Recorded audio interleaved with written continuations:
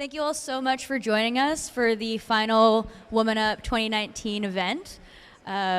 We have our Breaking Boundaries panel here assembled. We have these incredible human beings to talk about all their experiences in climbing. I think that we're going to have a really cool conversation. I'm mostly here as a timekeeper, so as brilliant as every person is up here, I may have to cut them off because we're just trying to keep time. We're going to end at 6, and our Q&A will start around 5:30. So if you have any questions, definitely hold them in your mind, and we'll have a little mic for you later to ask some questions of our panelists. So with the Breaking Boundaries panel, the idea was that we were inviting women up who have really carved out spaces for themselves in the industry that otherwise can be sort of surprisingly conservative, and they're really paving the way for new folks to find their own place in climbing. And they all have a really different story, and I think will be really cool in conversation with one another. So first, I would like to give each of them an opportunity to introduce themselves. You probably recognize all of their faces, but for posterity. And we'll start over here with Lynn Hill. And you just want me to say I'm Lynn Hill? Pretty much. I'm Lynn Hill. Hello, everyone. And yeah, just a little bit of your background, okay. like just like a quick couple. I've been climbing for 44 years. Back when there weren't very many women climbing, and look at us today. Yeah. It's awesome.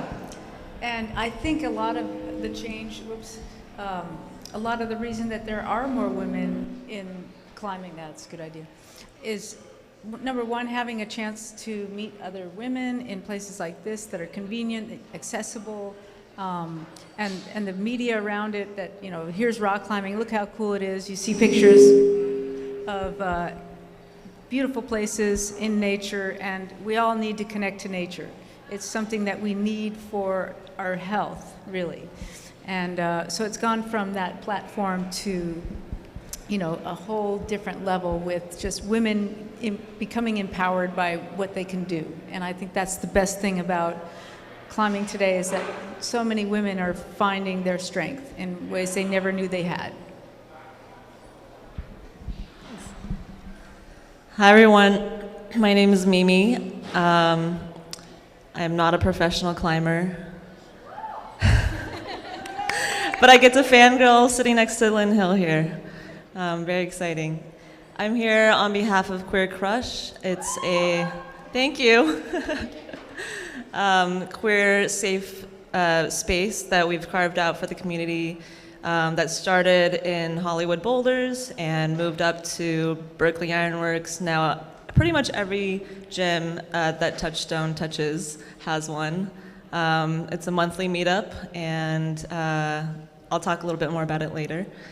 I've been climbing for probably off and on 10 years, and today I got to take a clinic with Alex Johnson and realize I still have a lot to learn. And it was just really amazing to be able to climb here with people like Lynn and Alex Johnson and Alex Puccio, and then also with people who've only been climbing for a few months.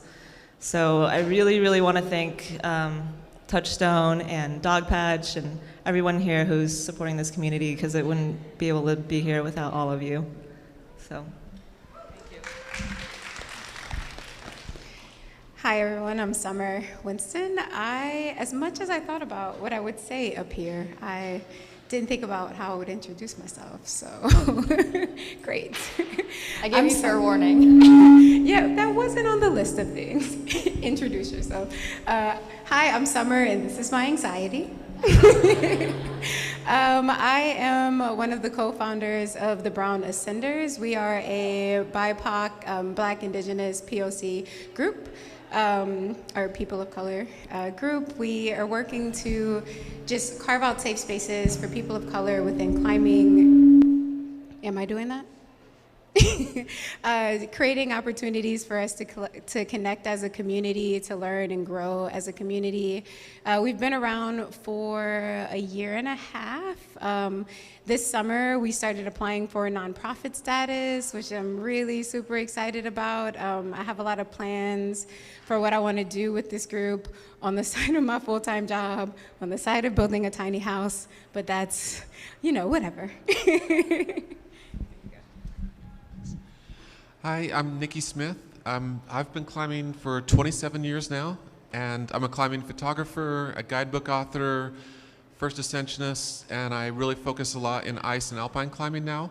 I'm getting old and weak, so that seems to be working pretty well for me in that arena. And I'm trying to make climbing more accessible to trans and queer people.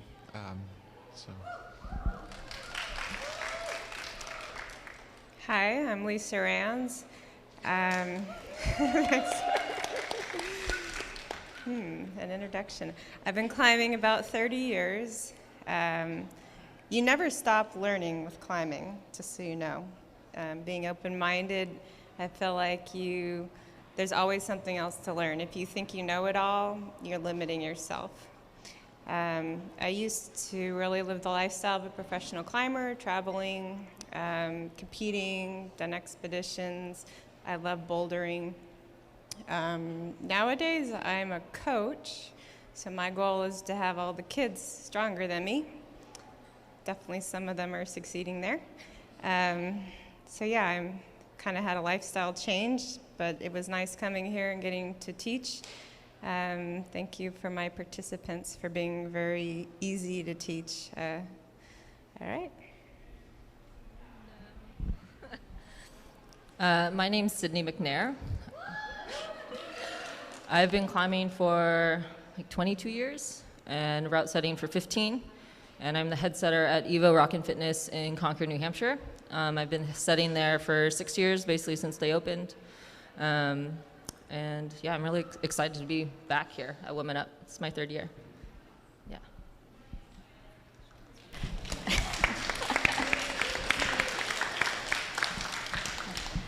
Thank you all so much for those introductions. I know it's sort of a curveball, and I'm just going to be setting off all of the mics as I talk, which is great for panels always. So just to start off the conversation and to touch a little bit on what Lynn had already said, in trying to make climbing more accessible, particularly to women or queer folks, a lot of it has to do with visibility. There's that phrase, you can't be what you can't see, and we start seeing more women climbing when we sort of see each other in it. And I wanted to talk a little bit about that idea of visibility. I know, Nikki, you have tattooed on your arm, show up and be seen, which I think is a really beautiful idea, and I was curious if we could start off the conversation with what that means to you, like how visibility operates in climbing and for you specifically. Yeah, show up and be seen. It was part of a larger quote that I found about 2 years ago, and the day before I was going to kill myself, I found this quote, and it really changed my life. I've been climbing for 27 years, working in the industry for 20, and I never saw anyone like me. And to an extent, I still don't. In almost all sports, there are very few out queer climbers or athletes, and hardly any trans athletes. And the idea of show up and be seen, when I read the quote, I decided to do something else. I ended up in another state, went to a dance club, and went out as myself for the first time ever, and realized that I couldn't keep hiding. I needed to be myself, and I needed to try to change what everybody thought I was. For years I had to pretend to be somebody else, and show up and be seen meant just dropping all the pretending and trying to be authentic to who I am. And now it's really been something to motivate me. I travel a lot as a photographer and climber, and go into small towns for climbing fests or go into remote areas where people aren't used to seeing someone like me. and I don't always get received very well. But I'm not going to let other people stop me from being myself or going out and doing the things I love to do. And so show up and be seen is a personal thing, as well as I'm trying to turn that into something I'm trying to be what I never had. I didn't have a role model that was trans or even queer in climbing, and I'm trying to be that now.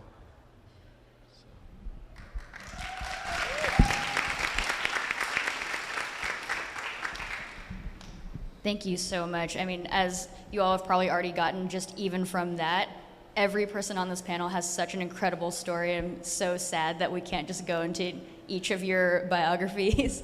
So thank you for coming and sharing even just a small part of yourself with all of us now.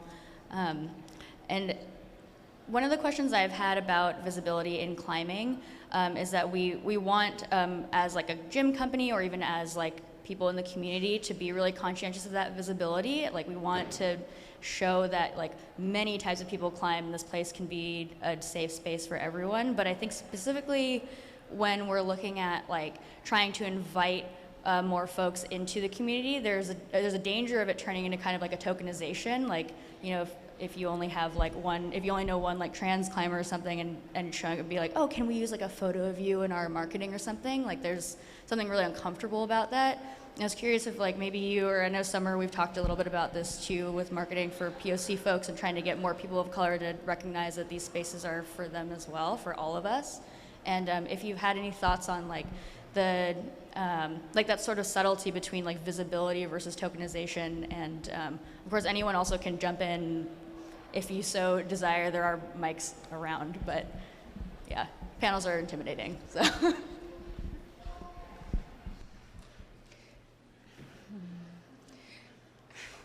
So I thought a lot about this question and the idea of tokenism and tokenizing folks, because it is something that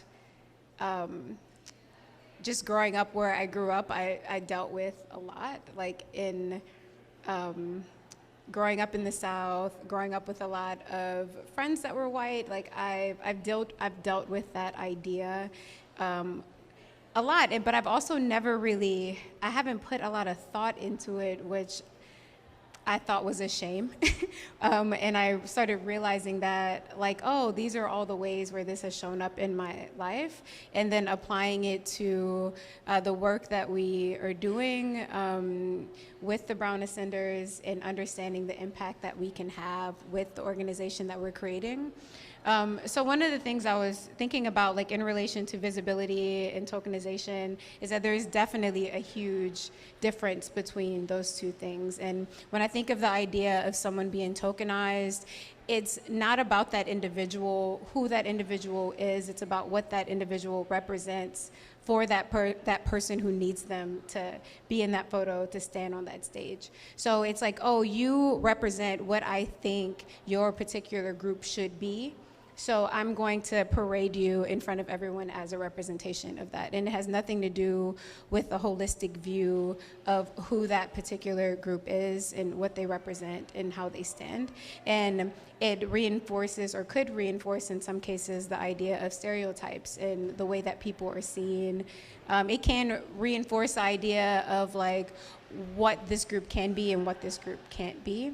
And there is a lot of dangers in it, in terms of over the last year and a half working with the Brown Ascenders. Like it's been interesting. I've been reached out to by lots of different people and lots of different companies who want like articles, and they want this and they want that. Even in spaces like this, this is my first time sitting on a panel that is not about racial diversity. The first time. And in the case of those panels, I'm usually the only Black person sitting on the stage. And it's like, there's like, in those instances, it feels almost like being the subject of someone else's gaze, like, ooh, let me look in on the suffering of your particular group. And while I can understand on some levels why those conversations need to happen and why I get invited to be on panels like that to have those discussions, I think the people who organize those panels don't think about the idea of like the other side, like the damaging effects that those panels can have, and or like being invited to participate in different events for those same reasons. So it's tough, and I think a lot about it in terms of like my group as a whole, like not wanting to do things or have my group be a part of things where I am contributing to tokenizing us and like parading us out for the needs of other people, if that makes sense. Yeah, it does. Yeah. Nikki, do you feel like you experienced that too when you've been such a vocal proponent of trans identities and climbing? Like, have you experienced a little bit of that too, where like somebody reaches out to you and you sort of feel like I don't really know if this is actually exactly what I want to be doing with my voice? Yeah, definitely. And a lot of times, at least in the initial talks, you can kind of see that they already have a preconceived idea of how they would present me, what my story is, and the companies that I like to work with or try to partner with come to me and like want to know who I am and how we can work together. And it's that collaborative strategy it's a lot better when someone writes about trans or queer issues. There's a lot of language that if you say or do the wrong thing ends up hurting more than it helps.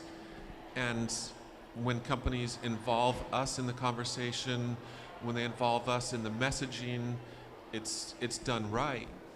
And I also look for companies or organizations that are focused not just on telling my story, but how that might change their company, how that might change everything else they do.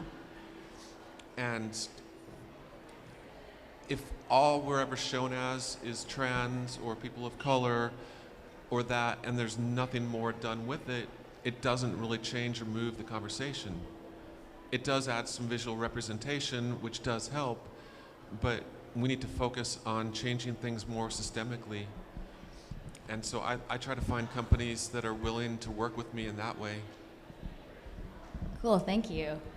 Yeah, I know that part of the way you've been thinking about changing things systemically is about having more participation, having it be more about like what do you want to see here and bring here, and hopefully that happens through like meetup groups seem to be a fairly effective form of that. I don't know if like you, Mimi and Summer, want to talk a little bit about your experience with the Brown Ascenders and Queer Crush. Like, we obviously adore having these groups at the gyms. It's like just such a ray of sunshine every time. Like, even just seeing like members that we see all the time, like actually like getting a chance to kind of like find affinity groups, and like there's just this energy that's really special. And I was curious if you could talk more about that and if you've had any pushback or any sort of interesting experiences from running those groups.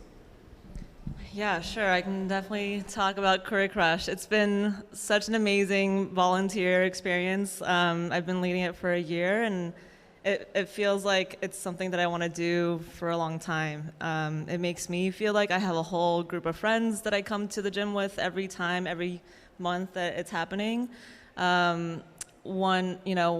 Fifi over here leads the Dog Patch Queer Crush, and I got to attend their event last month. And they used to be an RA for their college, and I stole a lot of beta from them, because one of the things that they did was like have everyone introduce themselves in a circle, but not only do they ask for your name, they ask everyone else to say, when you say your name, like say Carol, everyone else says, "Hi, Carol," and screams at the top of their lungs as if it's your best friend that you haven't seen for years, you know? And I thought that was such a great, like, inviting way to bring people in and feel included. So just that, that was a really great example that I got to take back to Berkeley Ironworks. And the whole staff at Ironworks has been super, super supportive. It's not tokenization, because I've definitely felt that before.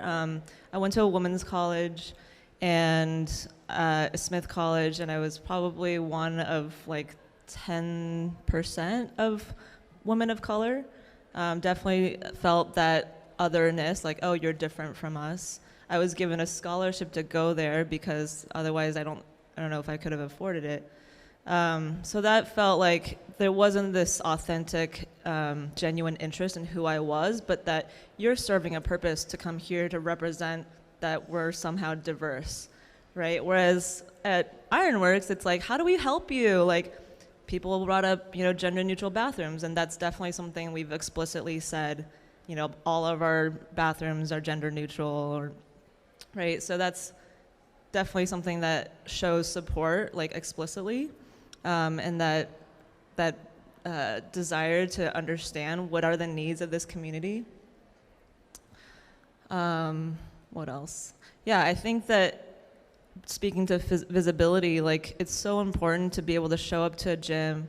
I think I was talking to Lisa earlier about this today. Like, years ago, you go to the gym and it's like 90% men or, white people, and now it's like changing, and it's so beautiful because it feels like I'm welcome. It feels like everyone is welcome, and people have told us that. People have given us so much good feedback on our Facebook group. So just in the last year, to give context, our Queer Crush Facebook group went from 0 to like 600 people just in the Touchstone community in the Bay Area. That's such an incredible vote that this is a useful, helpful space. So I'm so honored and privileged to be part of that space and be invited to lead that, because it feels so good to be to help create this accepting, safe community. People come to me all the time like, thank you so much for making me feel so safe here. Like, I've never felt this way at a gym before. And climbing is already so tough as a sport, to be able to come as your first time or as a new person in town. These meetup groups create that space and make it so much more safe for you to just show up as yourself. Thank you. That's so heartwarming. I mean, a lot of it has to do with the leadership. Like, Mimi and Summer, like, you've been incredible meetup leaders, and not even just meetup leaders, but just like community leaders, like how vocal you are online and how present you are for everybody who talks to you. Like, I've seen it in the gym, and it's just really inspiring. And like, just thinking about leadership in the climbing community, I mean, like, Lisa and Lynn, you both are just groundbreaking climbers, just as climbers, full stop, but also especially particularly for women and underrepresented genders who can sort of feel like the sport can be for them. And I mean, because you're both at the forefront of that push, I imagine you've seen the gender politics in climbing change pretty dramatically over the years. And I was curious if, do you feel like you view your accomplishments kind of differently as those conversations change, or what is it like to be who you are in the world now? We're talking about women climbing more now than ever in the history of the sport.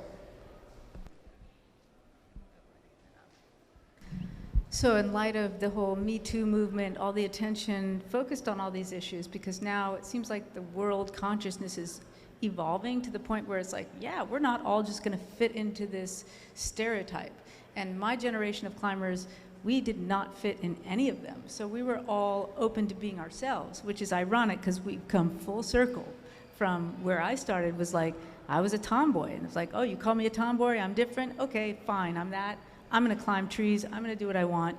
And I found my own freedom that way individually. I didn't have the support of a community that said, yeah, that's cool. They just thought I was weird.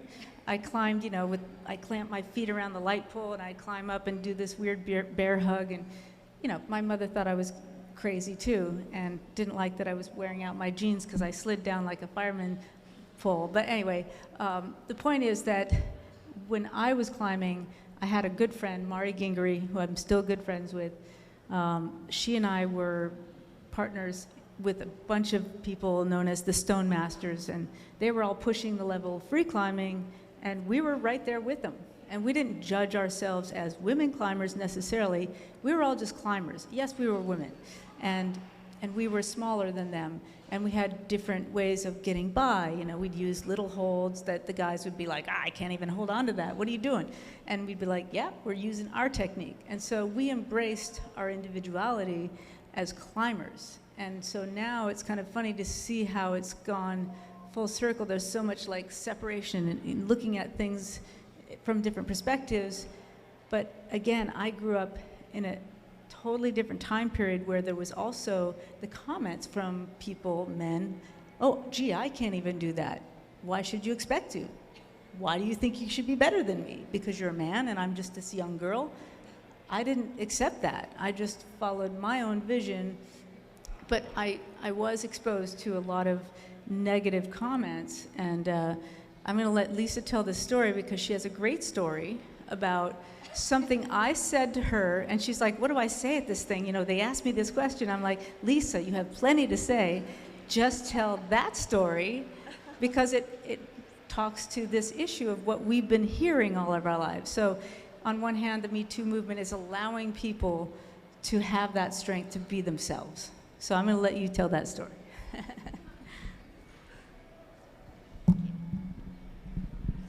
Is that better? Is that better? Okay. All right. Well, thank you.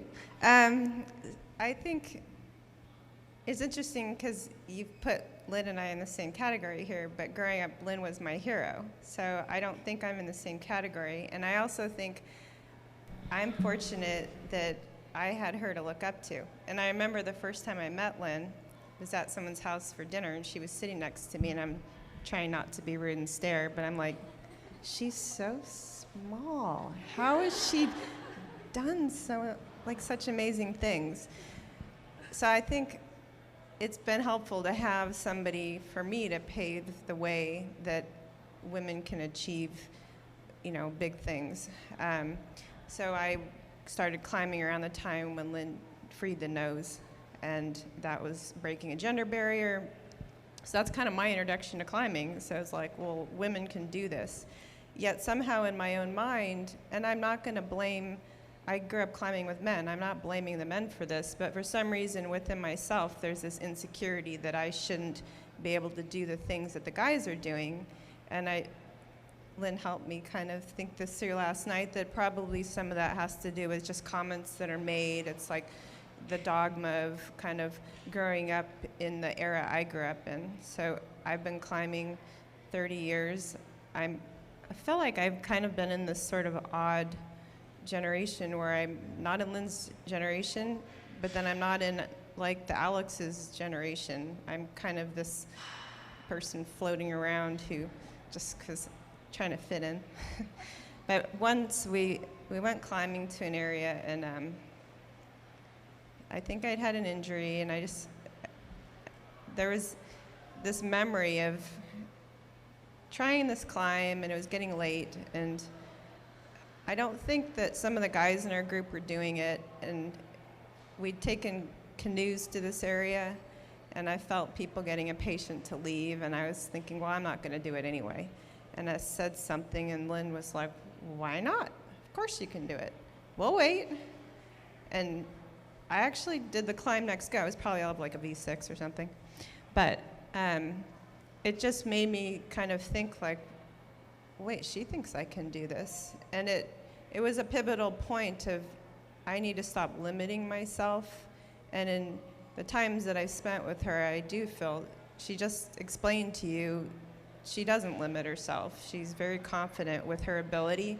And it's made me think, well, why shouldn't I be able to climb something just because the guys I'm with are not? And I definitely at times did not step up as hard as I could because I felt that I'm not supposed to be able to do it if the guys can't do it. And I've spent a lot of time just like wrestling with this kind of idea in my head. And then at some point I was able to kind of let go. I've had a lot of support from the guys I've climbed with. And in being here at a women's festival, honestly, my climbing was formed with the guys that I grew up climbing with. Every once in a while, because there was no gym where I grew up, we learned to climb outside. Every once in a while, I would drive a distance to go hook up with a friend of mine she was a woman, and we had fun climbing together. but it was not typical. My climbing formed with the guys that I grew up climbing with, and they were very supportive. I don't think they were limiting me. I think that was all within myself. But at some point in time, I just decided, you know,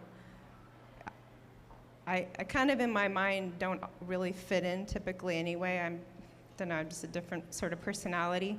And I just decided to go with what I want to do. And I'm fortunate to have a supportive husband who I've dragged all over the world for my climbing goals. And, you know, usually he's not grumbling and he supports me with what I want to do. But I feel like just pursuing my goals and not thinking about why I'm not doing it for anyone else. And I feel like that's kind of helped my climbing unfold. So I don't know what people think I'm known for, or if anyone even remembers my climbing anymore.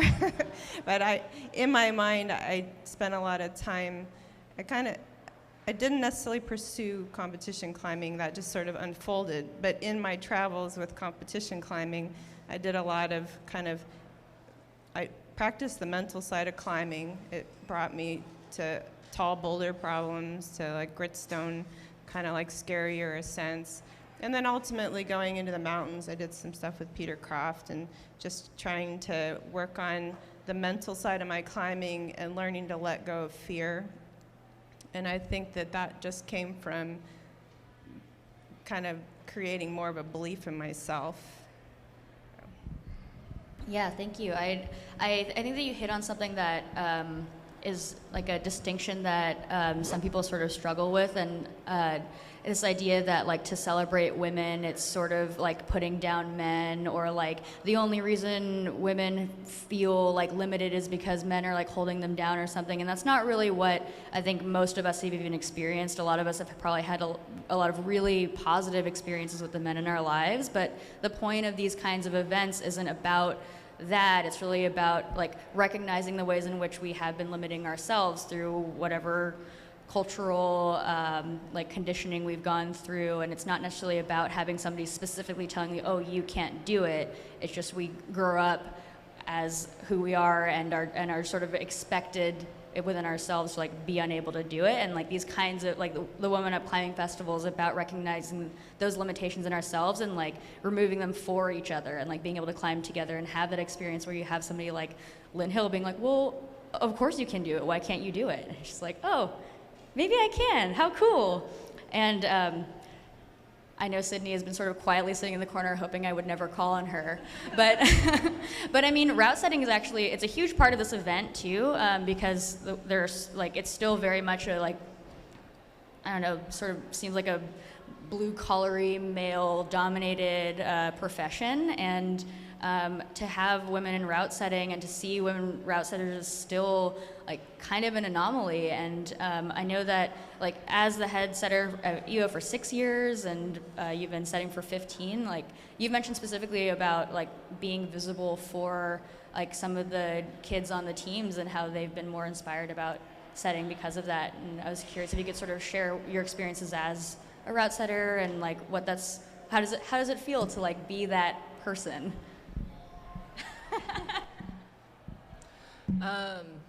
Yeah, I've been really fortunate with my setting career that I grew up in Seattle.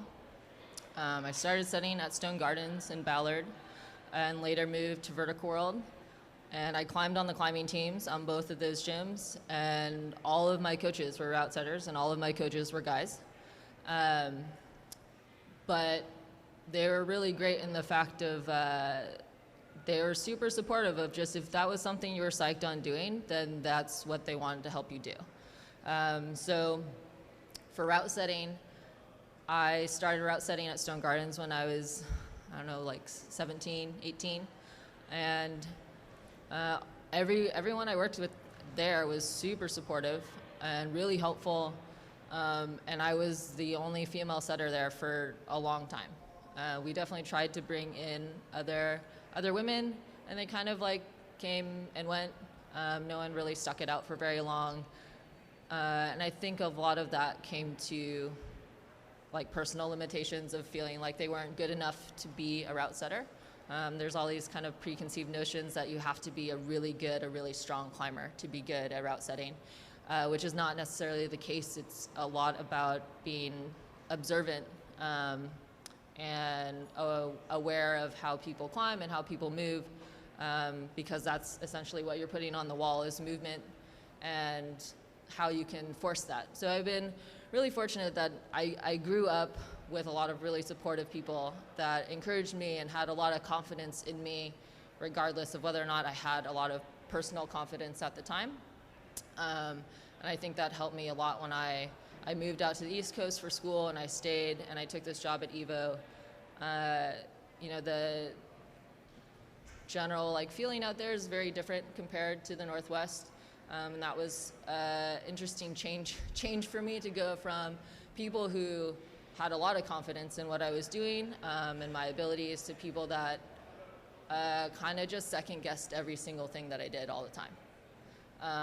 And it was really frustrating. It was really frustrating to have this feeling of starting to second guess whether or not I was good at my job, even though I know I'm good at my job. But yeah, it's on the flip side, it's really great to be out there, to have more and more women in setting, to continue encouraging women that do come up. They're like, I started setting part-time at my gym, or having parents. I've had a couple parents come over and, you know, thank me for setting, and for being out there for their daughters to see that women can do this too. It's not just a bunch of guys. I had a parent come over and tell me that, you know, their daughter saw me at a comp and she wants to be like me. And I was like, that's pretty cool. You know, you don't get that very often. And we had, at this clinic, we had a couple younger climbers that competed in the competition take the setting clinic today. And that was awesome. It was super cool to see a younger generation actually really interested in route setting. Yeah. Cool, thank you. Especially in route setting, but I think even in our climbing abilities, we have to experience that feeling of insecurity pretty frequently. And now that climbing is so popular on social media, I think we've all sort of experienced at varying degrees that overlapping problem of the insecurity of yourself sort of as a climber, but also as a woman. And I don't know how familiar everyone is with some Instagram accounts like Chaucy DMs, where they're just pointing out the way how people sort of feel entitled to comment on women's bodies or their abilities pretty publicly. And as something that we've all sort of experienced in various ways in our lives, and you've all risen above in some pretty inspiring ways. I was wondering if whoever feels compelled to share some of their stories about how you deal with insecurity in climbing and moving through the world. Share some of your magic with us. I guess you're looking at me. All right. Well, insecurity about who I am is not really one of the things that I feel compelled to talk about, but I would say that I'm not infallible in terms of fear. I'm very rational when it comes to taking risks. I'm a calculated risk taker. I will back down. I have no problem saying, you know what, I don't want to have a twisting fall and wreck my knee or whatever. So that could be perceived as an insecurity, and people look at me and they want to see that I'm perfect, and I'm not perfect. I'm not, superwoman. People would like to think that because they put me on that pedestal, and that feels uncomfortable sometimes. So that could be a different way of looking at insecurity in my case. But I think it's important for everyone, no matter where you are on that spectrum of insecurity, to accept that that's how you feel. Don't resist it, because that doesn't help anything. And then once, I do this on climbs, just, okay, red flag, I'm tired, I'm confused, I don't know where to go. Take a breath of air, look around, and I don't go until I'm confident in what I'm doing. So, I'm just gonna wait it out and make the right decision. And so when it comes to fear, I don't want to react because something I perceive is upsetting my stability. I just wait till that passes. So in life, if you're feeling uncomfortable, don't do anything until you've kind of grounded yourself, I guess. That's my take on insecurity.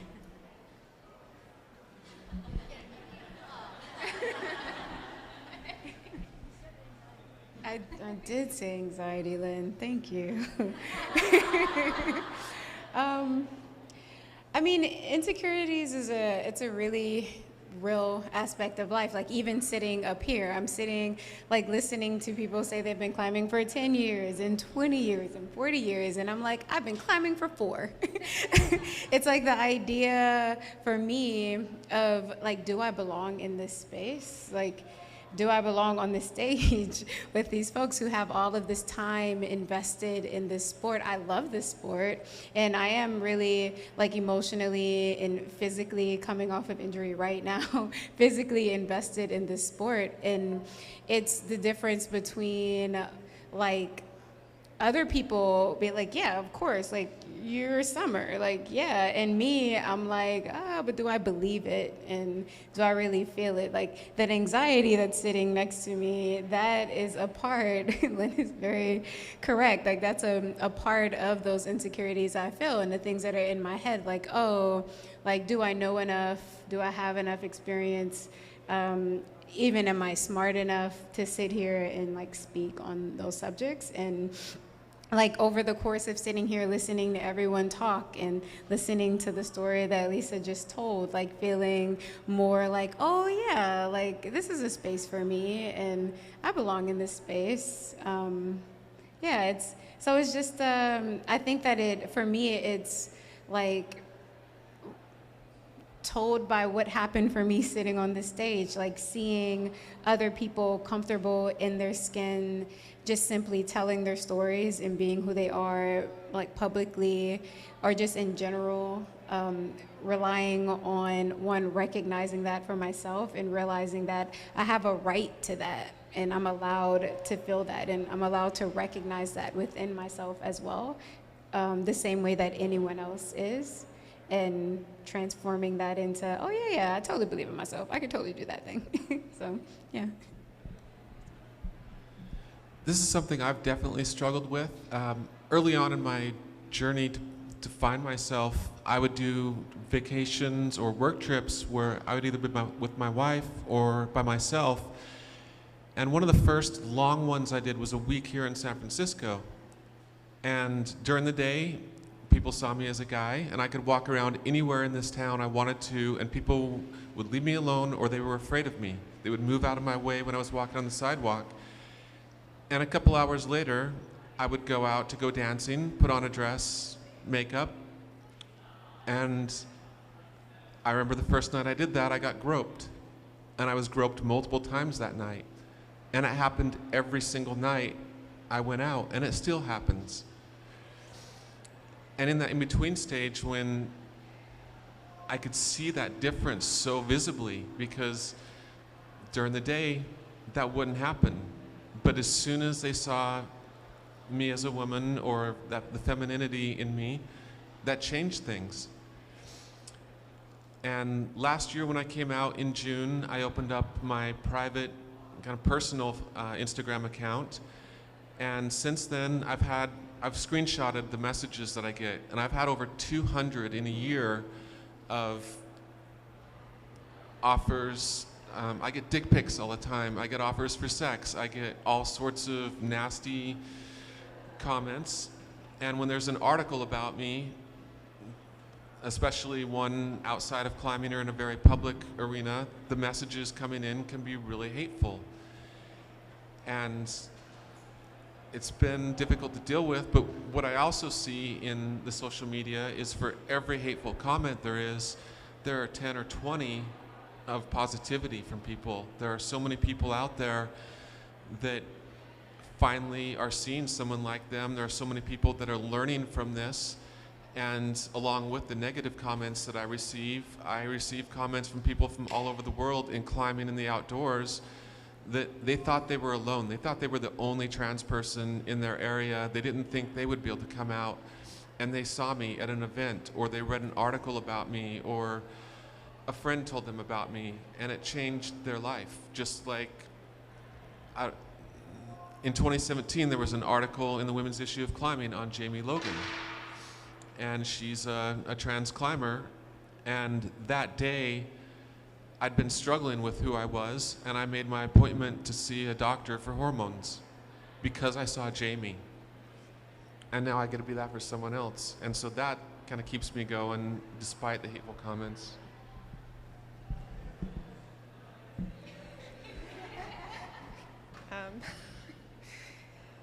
Well, I don't have any touching story like that. I think,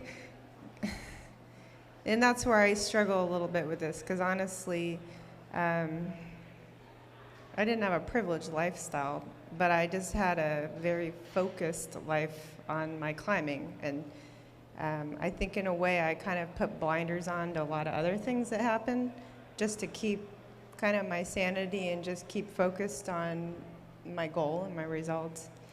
So maybe the insecurity question will bring me back around to probably the story Lynn thought I was going to tell. But I didn't go with that one, which, so growing up, like I said, I kind of grew up in a bit of a weird time with climbing. We were climbing outside.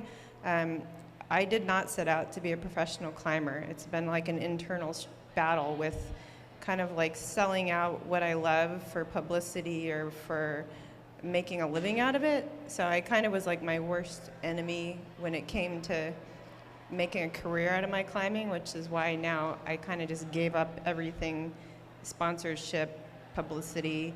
I don't have anything with my Instagram because I update it once every 9 months, so I don't get a lot of comments on it. But when I was there was a pivotal point in my climbing where I went, and I'm telling this in the insecurity part because I guess I should have told it earlier, but at one point in my climbing, I reached a point where I was traveling and we talked about they were very into like first female ascents, which was kind of weird because it's already dividing us from being like, we're not doing a first ascent, we're doing a first female ascent. And I remember going out to the south, and the people showing us around were all psyched, like, oh, you got the FFA. And then I got like the third ascent of something, and that didn't seem to go over as well. And then the climb got downgraded. And then there was this kind of year-long period I felt like if I climbed something, it got downgraded. But then like 6 months later, the grades bounced back up and there was no discussion about it. And then I kind of reached a point where nobody was questioning my climbs. But I felt like it was sort of a weird blip. The guys didn't have that happening. And it does make you kind of question you as a climber.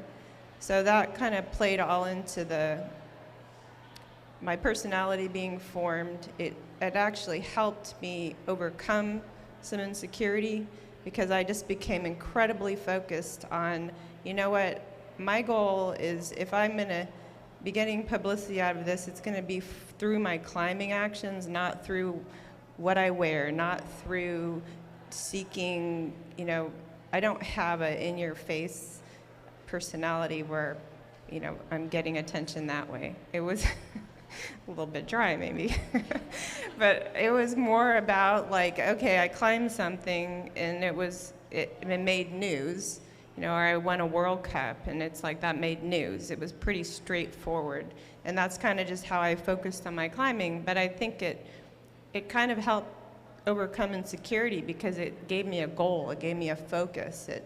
I wanted women to be able to show that we're capable of doing our athletics because we're athletic, not because of how we look, not because of being delicate flowers. And now I feel like, wow, I'm looking at what the women are doing and it's amazing.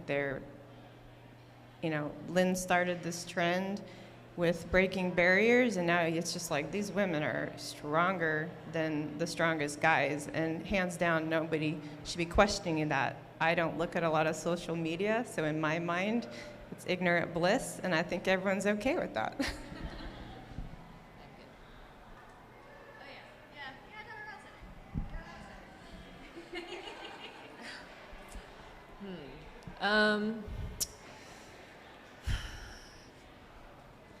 I think I had a lot of people that kind of like forced confidence on me.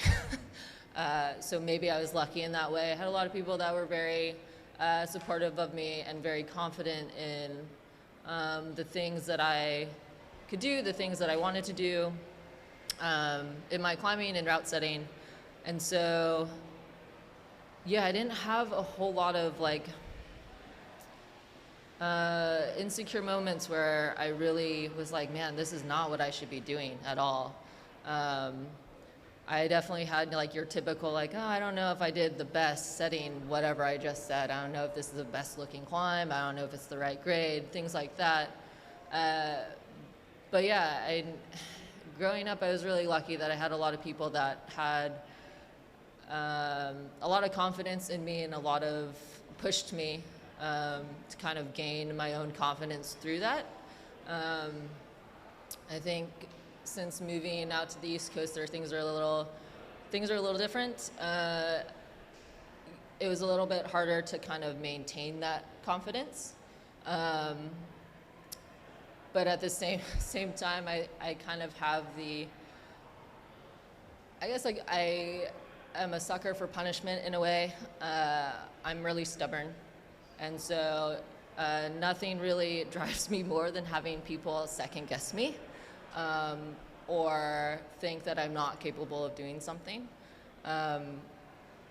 So that kind of fuels me sometimes when if I get, negative comment or someone makes an offhand comment of me route setting or the things that I said in the gym.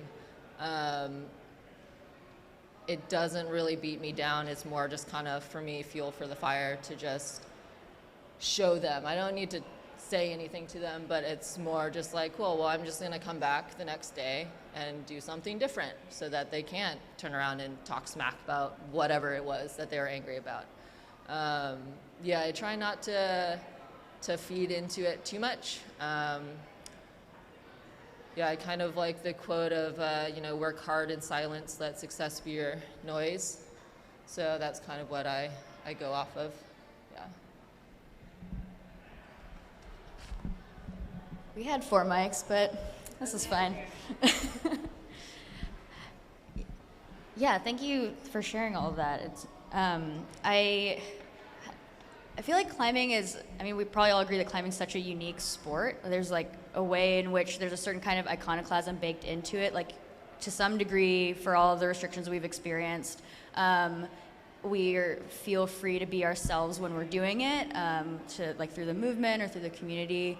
But then something like the bouncing grades for you, Lisa, like kind of shows how there are ways that it still can be a little restrictive for all of us. And I was just curious about how you each carve out spaces for yourselves in climbing, and like what it is about the sport that makes you really feel like you can be yourself within it, and how it's shaped you as a person, and how it's really shaped your identity. I think that's kind of like a nice way to end our prescribed panel questions before we can open it up to the Q&A. I was like, we'll go down the line again. Yeah, we'll go in order. So I'm a single mom. My son is 16. So it's been a long time that I've had to juggle my time for me as a climber. And I see the shaking heads, yes, mothers, And my freedom is that I still love to climb after all these years, all the pressures and all the things that could distract you and bum you out. And yeah, I'm not climbing 514 like I did when I was, 25 years ago, whatever. But that's not my identity. I'm a climber in my heart, in my soul. I need it for me. It's my recharging. It's, if I don't get a boulder problem or a climb, I'm not going to lose sleep over it. If I really want to do it, I'm going to do what I need to get to that goal. And I don't beat myself up over it. It's because climbing is joy, climbing is social, climbing is so many things. It's a lifestyle. And so my challenge is just the time and finding those points of freedom where I really can indulge in what I've always loved.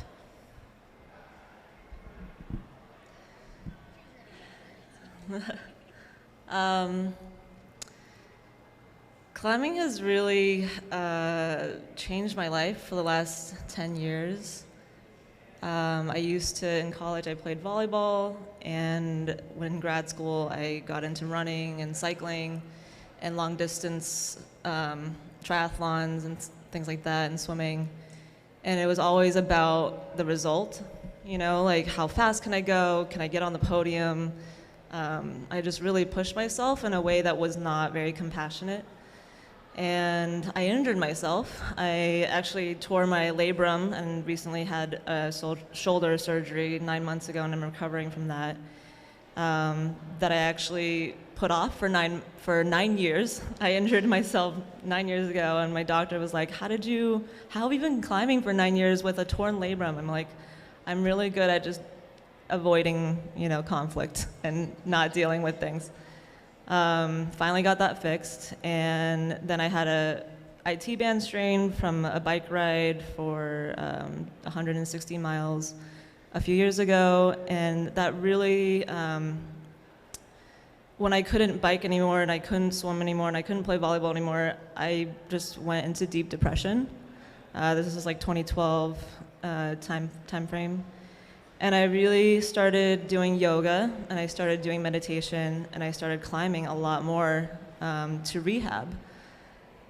Those were the things that I could do, and it was very different because it was a sport where like I had to really respect my fears and my boundaries, unlike running and biking, which you could just keep going and do forever and ever.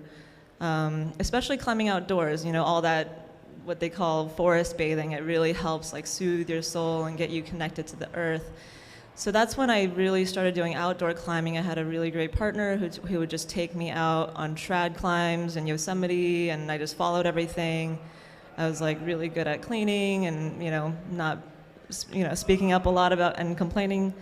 So I think climbing just really got me out of my depression, and it allowed me to focus on the problem-solving aspect rather than being super like hard on myself for not getting something, because it was already such a personal accomplishment just to be able to get outside, because I have a huge fear of heights, which I know some of you have.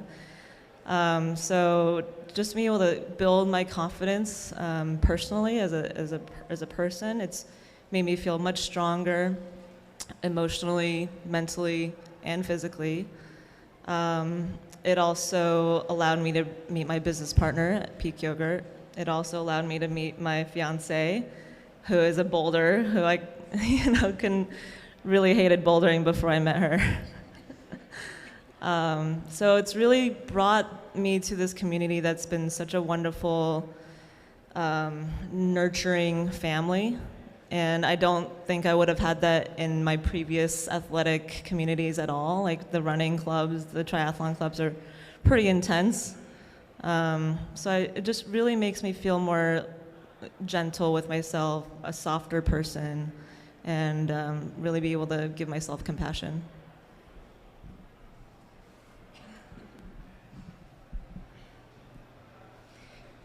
So this question was an interesting one to me. Honestly, I read it and I didn't know what it meant. Like, my TBA partner, my Brown Ascender partner, and I, Derek, were down the street having pizza, and I'm like, dude, and I read him the question, and it's like, it has an ethos of iconoclasm, and I'm like, what the hell is iconoclasm? So we had to Google it, and we Googled it, and it was like saying, like, having no respect or destroying like sacred spaces and like religious icons. And I was like, oh shit, climbing does have that. So like we were thinking about it from that aspect. And I think like if any of us are on social media or just following the news or just watching what's happening in relation to POC folks, indigenous folks in climbing, we are seeing a lot of that, of climbing representing itself in that way, like not having respect for the sacred spaces of indigenous folks and things of that nature. So I was like, oh, but then I read more of the question and I was like, what?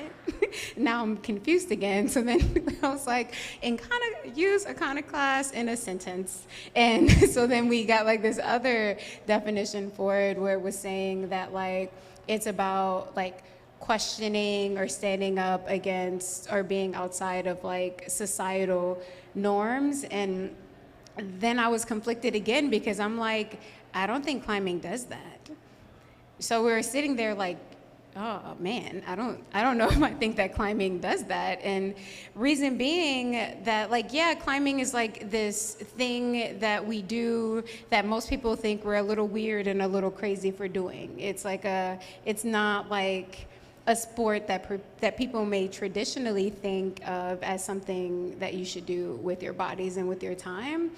But in a lot of ways, I think that climbing spaces, they perpetuate and really reflect a lot of the problems that we see in society with sexism and racism and like race politics and sex politics and all of that stuff. So then I was really conflicted, honestly. I was sitting there like, oh crap, what am I gonna say?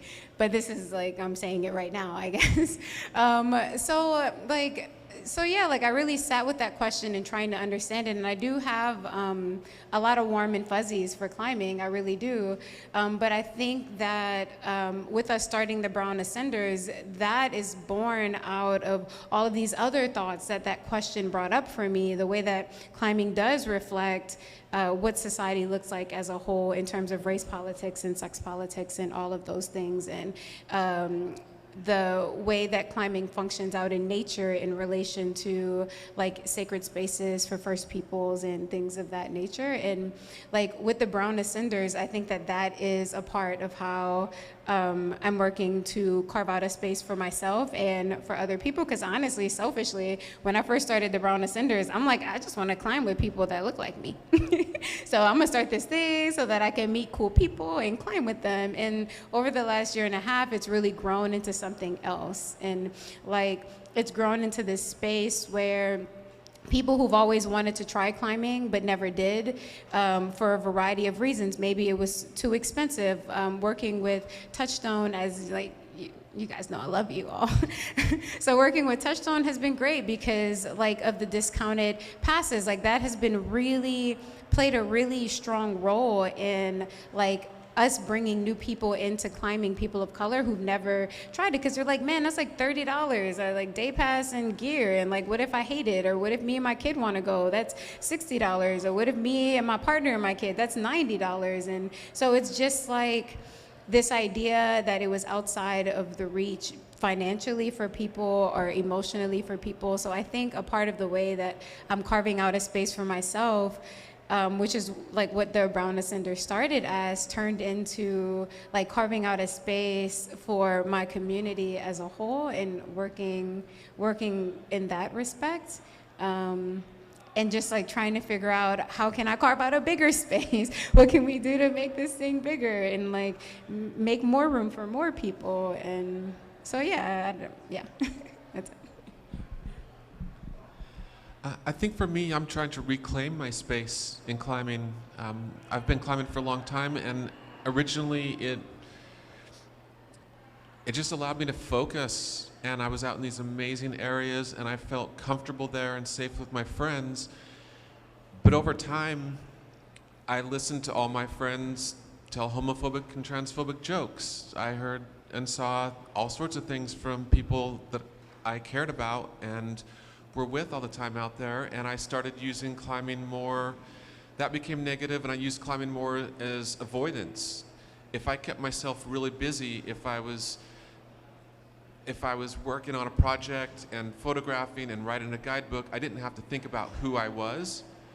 And so over time it became negative, and I'm trying to return to the positivity of it. And I'm climbing, I'd say 90% of the people I climb with in the last year, I've met in the last year.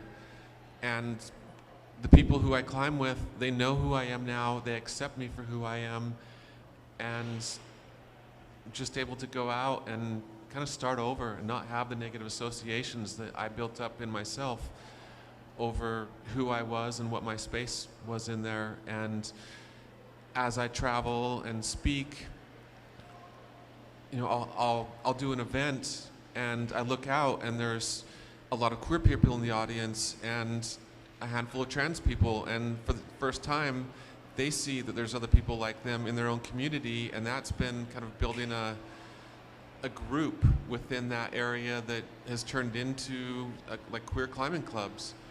And I'm trying to start to do the same thing in Salt Lake where I live. I haven't spent as much time trying to develop the community there, and I need to see other people like me, and so I'm trying to develop that there to continue to reclaim it for myself and see myself out there and feel accepted and just have fun and introduce new people to it. Can you repeat that question once, please? I feel like it changed. Yeah, I think maybe just a short form version of it is like how do you carve out space for yourself in climbing, or maybe even conversely, like how has it shaped you as a person? Well, I mean, I grew up just being athletic. I grew up outside a lot in Southern California. There were no climbing gyms. So when I was introduced to climbing, it was outside. And I mean, it's shaped me, but it's also fit into what I wanted. And I feel like looking back over my life, I know that I need some sort of stress relief, and I get that through climbing or being outside. I don't get outside that much these days, just where I live and I'm working, but I'm totally happy to go climb and work out in a climbing gym. It's just something I need. Lately, I'm feeling like I don't have enough danger or adventure in my life. It makes me kind of restless, and that's been a pattern over time with me. But I feel like I was fighting my lifestyle of reinventing myself as a climber, or trying to basically, I love climbing, but I think it was destroying me, the idea of having to make my living out of it, in the sense of being like a professional athlete. So now I still make my living through climbing because I'm instructing it, but I feel much more content. And I think before I was kind of, although it was forming me by letting me travel and meet new people, and I got to see a lot of cool places, it was also killing me because I was not psyched about trying to just live the professional climber lifestyle, if that makes sense. So now I feel much more content because I've just kind of let it unfold, where climbing to me is just a part of what I do. It gives me contentment, it gives me peace. I don't have to be having a project. I don't have to be taking a hard grade. And coming to this festival is interesting because it's like, I mean, I haven't been public with my climbing in a long time. I chose not to do the comp this time, but I did climb, and it was fun. And I think you guys did a great setting job, partly why I come out to get on all the climbs from the female setters. And I like this gym group. I think they create a very good atmosphere here. And I feel like it just, it's just kind of allowed me to now not stress about my climbing and just kind of blend in and be like more like an average person, but I still get what I need out of climbing, which is it's pushing me physically, it can push me mentally. Every once in a while I need to just put myself into, you know, kind of more of a danger headspace zone. So yeah, I feel like I stopped fighting it, and it just kind of evolved more naturally.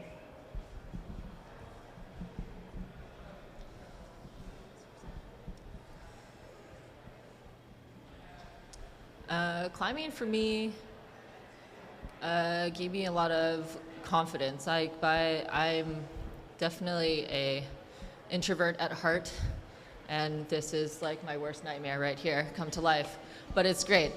But climbing really helped me be able to be comfortable to like agree to do things like this. Before I started climbing like regularly, even having to stand up and do like a presentation at school was like my worst nightmare. It was the worst thing ever. But through climbing and being comfortable and confident in what I was able to do, helped me kind of translate that into the rest of my life and how I carried myself and how I felt about tackling tasks that I found challenging. Climbing is kind of great in that way that you choose to take on all these various challenges to figure out how to overcome them. And you know, it's a great way to like figure out how to deal with a lot of things in life.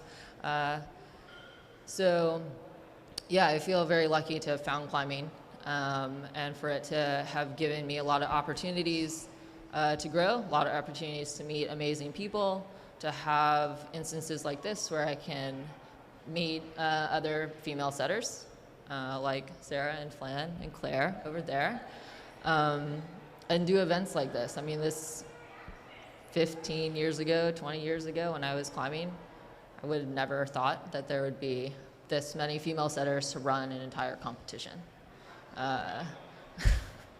Thank you. So yeah, it's really amazing to see, you know, how far we've come, and to see, I think, how climbing has given other people the confidence to kind of pursue these things that maybe seemed out of reach or just not for them because it was so male-dominated for so long. So yeah, I'm definitely grateful that I found climbing and I found route setting and I loved it, and I chose to stick with it regardless of everything else. Thank you so much. Thank you all of you for sharing that at like the risk of sounding Pollyannish. Like, it's just such an honor and a pleasure to have each of you up here. Like, you're all so brilliant. I'm just sitting here like basking in the glow of your brilliance. So thank you for being willing to come up here and subject yourselves to this crowd and to my heinously worded questions.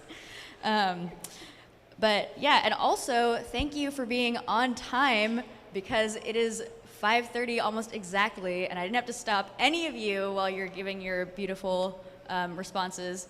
And that also means it's Q&A time, so hopefully that's been a lot of food for thought for y'all, and you have some fun questions. We're gonna have a mic over here for you to ask these lovely panelists whatever your heart desires. Possible topics include FFAs, that would be kind of neat, or you know, gender wage gap type questions, but also something easier and more fun. So if you'd like to come up this way, we're gonna have the mic here. You want it? Yeah. Sorry. Yeah. Yeah. Okay. So it's not, I'm going to sit if you don't mind. It's not a fun question, but it's a necessary. And it's a question to ponder. I think I'll try to make it very brief and quick, but I think these are really important, beautiful opportunities. When there's a panel and when there's a room full of folks that have been in an event together for the weekend, I wanted to just kind of share. I've been climbing. I started 20 years ago. I didn't grow up climbing. I didn't have access to it. But I am, you know, a black cis queer woman in my mid-40s, believe it or not. And I have watched and seen, is that feedback happening? Can you fix it? Sorry, I don't want to hurt people's ears.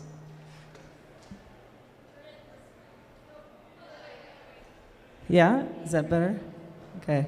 So yeah, I wanted to just first of all say that obviously I am a rarity, and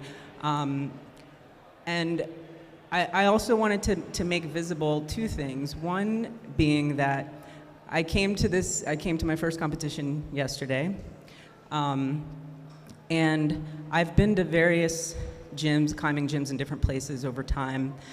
And I will say that I hear a lot of people say, well, this is a really friendly place, it's a really friendly environment, and et cetera.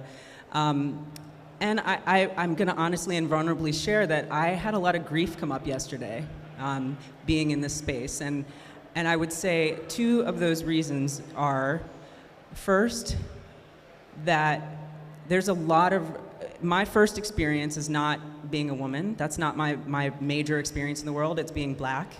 And this is something, race is something that's really complicated and really hard for people to deal with and talk about. And racial hierarchy is also something within climbing, outdoors, in the world. Climbing gyms are a really beautiful representation of what happens in the world and in our jobs and in communities. And there's a lot of isolation that black folks feel, and particularly black women. Black cis women have a different experience than black trans women. They're all really different and important and also parallel. And I just want to invite people to really think about, I mean, I would be climbing and I would turn to ask someone to sign my paper, and most people would look away, for one. And it's a hyper isolating thing to come into the climbing gym.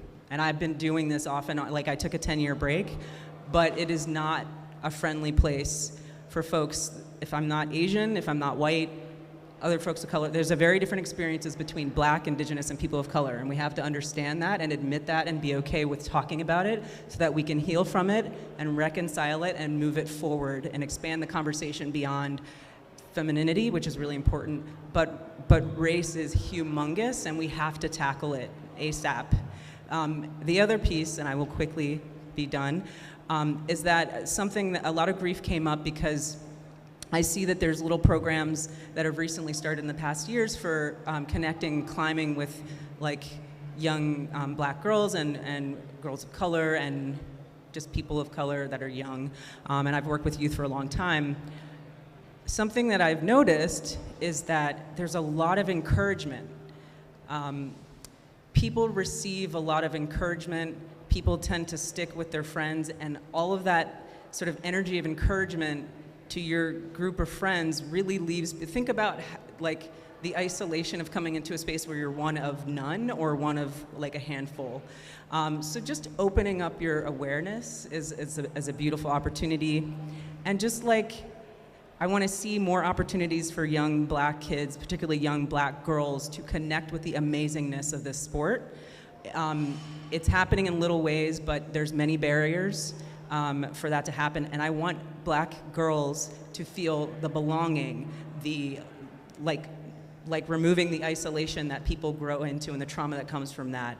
And to feel like connected, not as a side sort of diverse group, but integrated and a part of a system and a structure that is climbing and outdoor life. So again, 20 years off and on, it's time for that to change and shift. And I mean, I'm excited to have conversations with people about it, and there's a lot of work to be done, but let's start ASAP.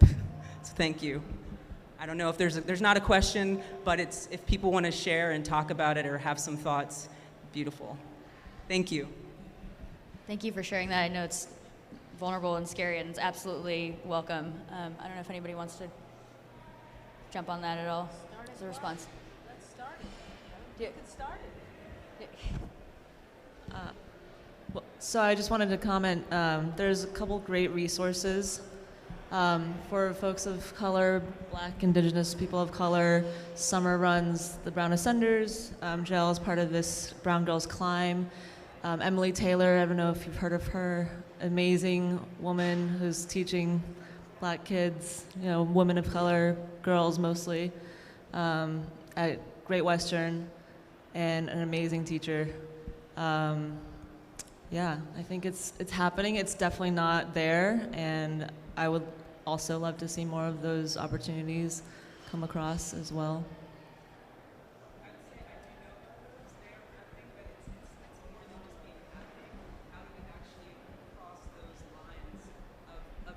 Like connecting beyond your friends and beyond your racial group, and actually wanting to like change one's mind in a way that reaches beyond competition, reaches beyond stereotypes. They're big. So having groups is great, but that's not enough. And it's time now to start doing something more. But thank you I am familiar with those, and they're important. Cool. Because we're having weird feedback stuff, I'm so sorry. I'm going to ask people to come to me to ask your questions. Well, I just have a comment. Oh, I'm on so that. sorry. So where I live, because I'm living in this, I live in Tennessee, and there's a man I met who, he's amazing. He's a teacher and he donates his time. He's found a sponsor who basically pays for the entry for kids. It's an underprivileged school, and you know, I'm not from the South. I've learned a lot living out there, but I feel like there's schools that don't have high grades in them, and the kids maybe don't have the opportunity. You know, they're not getting the resources and the funding. Well, when I grew up, my parents didn't have a lot of money, so I would not have had a climbing gym. If there was a climbing gym, I would not have had a membership. And this man started this program where basically, if kids can show that they want to succeed or they want to experience new things, then he gets them the funding and he donates his time and he takes them and introduces them to different activities. So one of them is climbing. So he's created a program where these school kids get to go to the gym, and and I helped because I'm a coach. So, you know, we would donate spaces to coach some of these kids through this program. And I just feel like it's reaching a different group. So you're saying, you know, rather than it's just like a buddy system, this is actually reaching kids who they're given some introduction to other possibilities in life, and then it encourages them to work really hard and better their situations. And some of them will stick with climbing. So I think it takes finding a sponsor who can actually help with the funding. Sounds like this gym group try to help with lowering the barrier to entry to the gym. That just maybe needs to get more publicity throughout the country to introduce more people.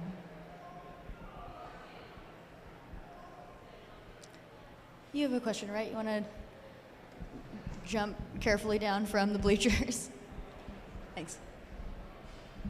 Hey, I climb mostly outdoors, and every time I go outdoors on like big trad multi-pitch something, out of every like 10 groups that are out there, I'd say like 8 of them are guy groups.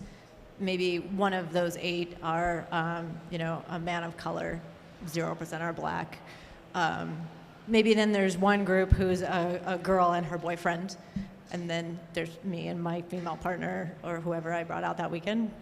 How can we get more women involved in these other areas of climbing where I feel like there still is, I mean, there's still a divide here now at the gym or like at a single pitch or a bouldering crag, but like when you get out there and trad, big wall, ice climbing, mountaineering, there's like precipitous drop of women of color, queer women, people of color, like it just like really drops precipitously. How can we, as a community, make that, change that?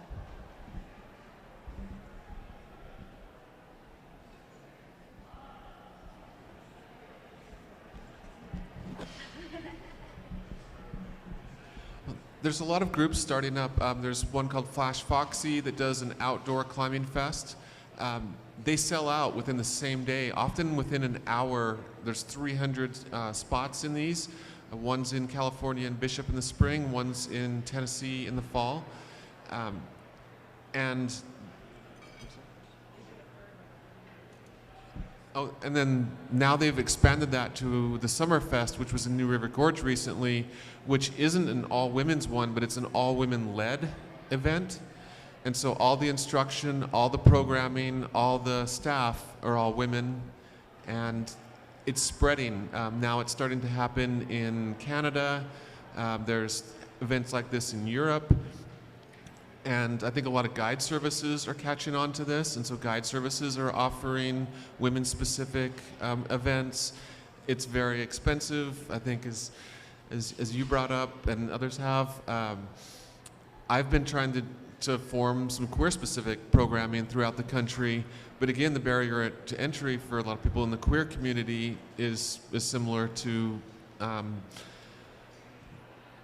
under-resourced groups, and it needs sponsorship. It needs people willing to or able to donate their time. Often people within marginalized communities can't afford to also donate their time continually. I think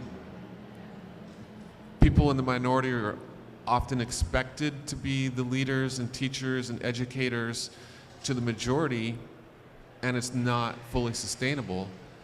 And so there needs to be more industry support, and I think events like this start to lead towards that. When the companies see how many people showed up in the last 3 days, it sends a message that women-specific programming is important. And then over time, it does become easier to try to get funding for outdoor events or other programming, but it's still, I think, a slow process and needs to happen more.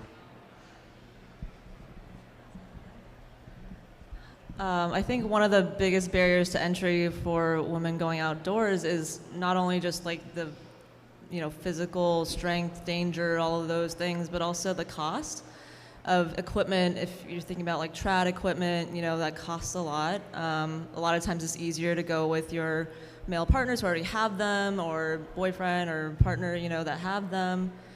One of the things that we're trying to do at Queer Crush is we have this free gear swap, and people are donating gear and exchanging them for other gear that's in the box. That's something that a lot of thru hikers leave something and take something, and it's just called a free box.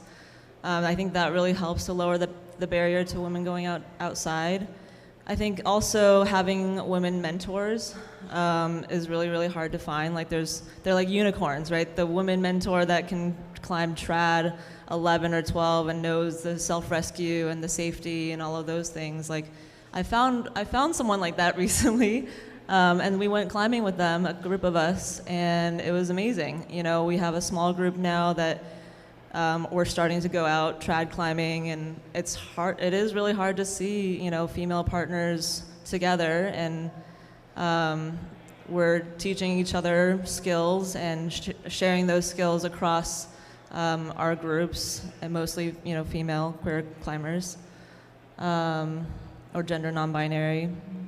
So I think it requires having mentors who are willing to take new people, and new people who are willing to be patient, and seeking out those, female partners instead of going the easy route to like finding a clinic or something that's mostly dominated by male mentors or, male clinic leaders. Yes, come on down. Oh, I don't know if, I think they're just leaving. Would you mind coming this way for the mic?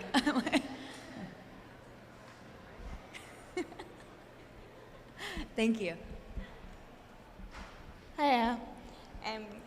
So I've not been climbing for, I've been climbing on and off, but not really that great, like V3, V4.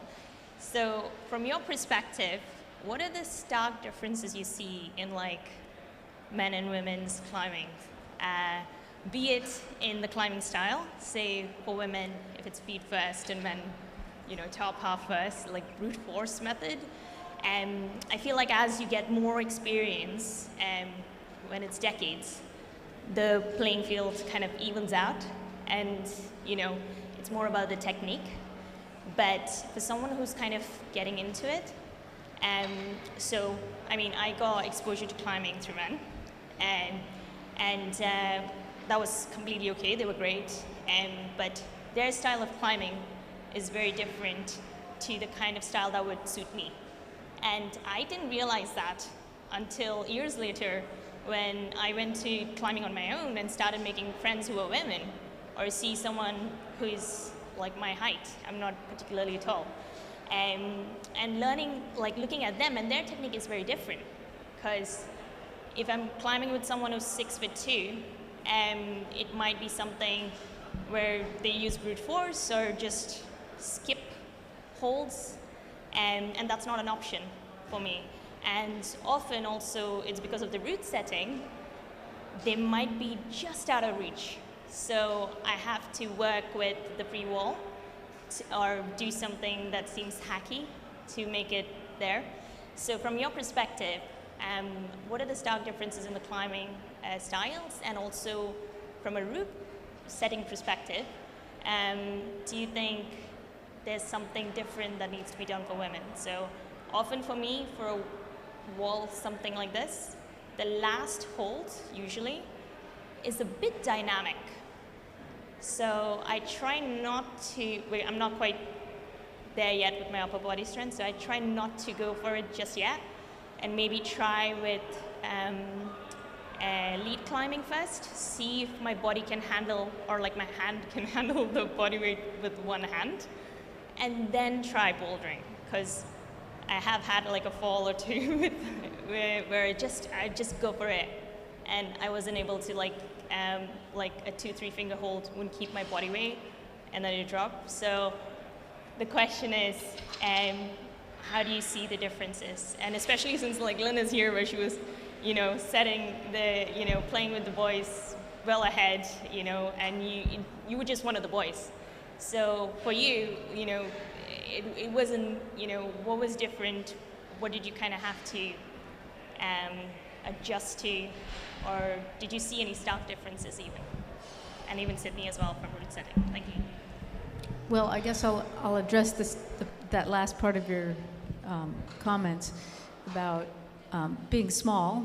Obviously, there's techniques that we use as small people that tall people don't. And, you know, we have smaller fingers, better leverage. We can get up, bunched up, you know, in a small position. But then when it gets to being spread out even beyond your farthest wingspan, then you have to start jumping. And actually, Sean Rabitou is a good friend of mine, Robin and Didier. I've met them over in Europe competing, and they're small people. The whole family's small. The whole family climbs 8C, which translates to like 514C. And Sean did this boulder problem that was super reachy. His wrists could barely make the bend to keep the pressure on the holds. He was in an iron cross on an overhanging face, and I said, wow, that looks really reachy. And I knew that Dave Graham, super tall guy, Chris Sharma, a lot of really strong climbers didn't do it. And he goes, oh yeah, but I could use a foothold really high that they couldn't use. And I'm like, good. And you know, he's just used to adapting. So strength helps, you know. Strength to weight ratio is obviously better if you're smaller. The leverage thing and your talent and this part, this is your strongest muscle. So if you believe that you can do it and you're not finding the way, you just keep looking for different ways. And, you know, over time you realize what you can hang on to. And, you know, if you're still learning and expanding, you know, that vision of what you can hang on to and getting stronger, that will change too over time. You know, and one thing I didn't say earlier about women in the game of climbing, if you take Alex Puccio or Alex Johnson and or Lisa Rands, you put these women, what they're doing today, back 5 years ago or something, they would be doing the things that the top men were doing. So what's the difference between the women today and 5 years ago that they couldn't do it today? It's here. And yeah, okay, so men have testosterone, they have certain advantages for certain types of climbs. But Beth Rodden proved, you know, this meltdown, she's got small fingers, she tried really hard, it was a really hard climb. Wasn't repeated for a long time. So women could do things that men can't do right away. They have to work up to what we can do, and vice versa. So everybody has a strength, everybody's beautiful at some aspect, and so we just try to develop ourselves in other areas so we can rise to another level. Anyone else want to hop on that? No? Yes?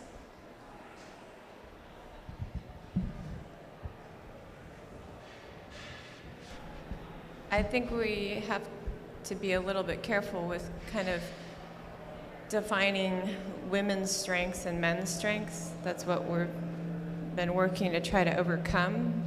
That's getting better. And Lynn was addressing this, and I feel like it's, as women, we've worked hard to try to break down the fact that, oh, women climb this way. Because when I grew up climbing, it's like, oh, you have little fingers and you you know, you're flexible and you have balance, and so you're good at little tiny technique climbs. Well, I have big hands. I'm not that tall. And honestly, I'm not technique. I'm good at technique, but slabs and like little tiny technical movements are not my strength. I've had to work really hard at that. Put me on an overhang with no feet and big powerful moves, that's what I'm good at. My husband is like a technical wizard. He's the guy that puts up the first ascent slabs that don't get repeated. So our family, we're apparently reversed from the stereotype of what we're supposed to be doing. So he's worked with me for years to refine my technique to get better at the slab climbs. So I feel like, yeah, don't limit yourself thinking that there's a way that women are supposed to be setting for women. The height issue is the main thing, the reach. So you can shut somebody down if they literally can't reach between the holds, period.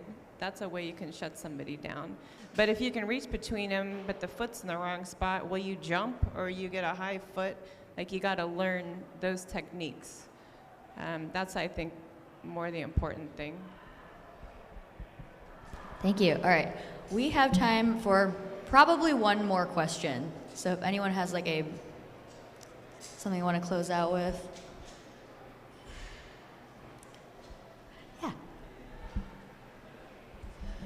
This actually might not be a question also, but I wanted to thank you, we didn't get your name, but for the point that you made, and I want to try to amplify it, and please correct me if I'm wrong.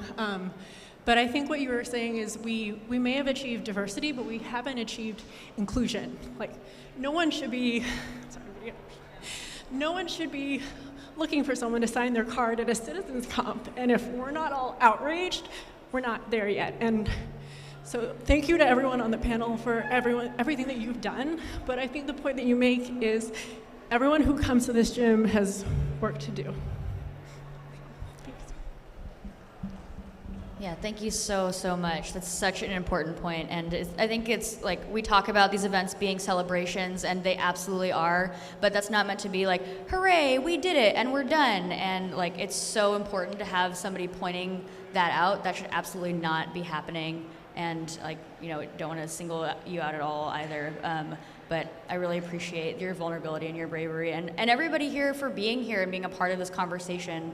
I think that's like a huge key part, and why we like ending this event with the panel, to continue these conversations. Like, the entire reason we do this is to come together and see one another in really important ways, and also see how we need to be better and encourage one another to do that. So thank you all for being a part of that. It's like a hard note, I know, to end on, but a really powerful and important one, and I appreciate everyone for being willing to be a part of that, so we can walk away with that together and make the climbing industry and the community what we actually want it to be, what we all can feel like it can be at various points. No one should feel lonely here, like no one should feel excluded here, and we're all going to be imperfect at that, and we all have various ways in which we can contribute depending on where we are in the industry and who we are as people, and like, that's really beautiful, and thank you so much, really. Cool. So again, thank you for coming to Women Up 2019. This was the biggest year so far, and I feel really touched that we can end that way, even though it's hard. And I'm especially happy that we have this recording, so we have a sort of a moment of like posterity, and it's just like, hey, let's not forget. We're not just like throwing these ideas out and then forgetting about them and walking away and being like, we're done, cool. Thank you so much to all of our panelists. Can I get a round of applause for Lynn Hill, Mimi Zhang, Somber, Winston, Nikki Smith, Lisa Rands, and Sydney McNair. Thank you to the route setters. Thank you to everyone at Touchstone who made this happen. Thank you to Outpost Digital. Y'all are amazing, and really excited to have you all in the community and be a part of these conversations moving forward, always. All right. Thank you.